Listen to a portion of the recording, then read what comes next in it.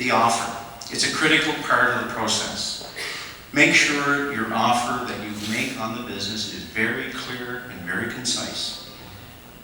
Make sure that if you're the buyer, that you outline very clearly what all assets you expect to be in the deal when you close and the day that the transaction takes place. As a seller, make sure that you remove from your business those things that should not be in the business. Take out your redundant assets. Regardless of whether it's a share or an asset sale, and that can be different depending on how you, most sellers of their businesses want to sell most often the shares. You as a buyer most often want to buy assets, but it doesn't make any difference. Make sure that offer is very, very clear and concise. Clearly spell out what role you expect management to play in the role going forward after they sell the business. Do you need them? Are they critical to going forward? Outline if there's to be a vendor take-back. We've only been involved in one transaction in all of the transactions that I've been involved in where there has been no vendor take-back. Only one. And if the company's large enough, give some consideration to actually seeing if those owners or owner would stay involved in an equity interest. Keep them with some participation in the game.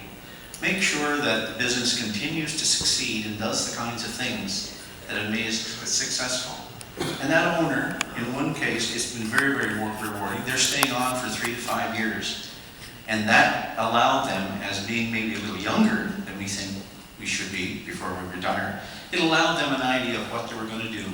And they also allowed them equity participation in the success of the company.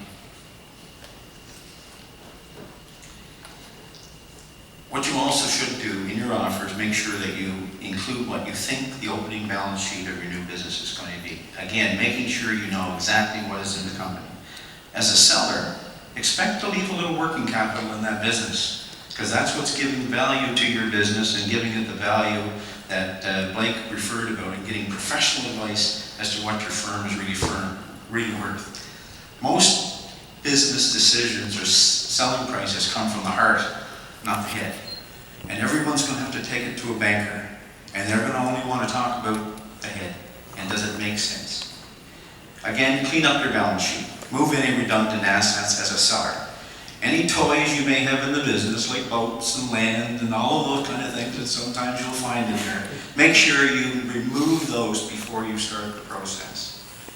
And again, set firm dates to adhere to. Make sure you bring your professional advisors into the process early along, your bankers, accountants, and lawyers, and make sure that they know that you want this deal done right away.